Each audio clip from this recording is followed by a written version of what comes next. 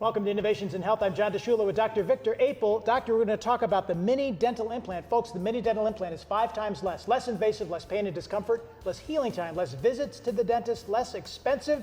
Tell us why. Well, John, I tell you, this right here is an upper denture, and what we have in here is 6 implants, and you'll notice that the upper denture, the palate is totally cut out where the patient can actually taste that food.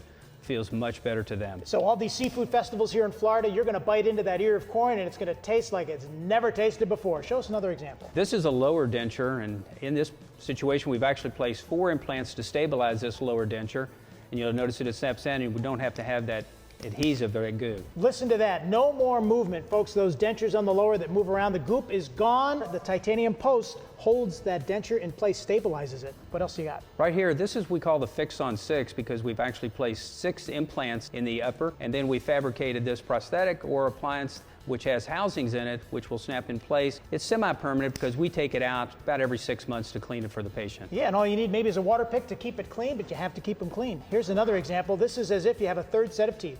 Yeah, this is as close as you can get to your natural teeth. These are 10 to 12 implants, and this is a full zirconia bridge that is actually cemented in place just like your natural teeth. Look at that, amazing. And if you have just a few teeth on the side or in the front, here's another example. On the side here, we've replaced 3 teeth with mini implants that is cemented into place just like your natural teeth. You want to take care of that, folks, because if you're eating and you're chewing, you need to get that full set of teeth and a single tooth in the front. Yeah, for most people, if they've had an injury and lost just a single tooth where we don't have to worry about the adjacent, we can actually place a single tooth in there on the mini implant. It's going to bring your life back to the way it used to be. Dr. Victor Apel at 1514 South Babcock Street in Melbourne. And you call the number to find out more at 321-799-6603.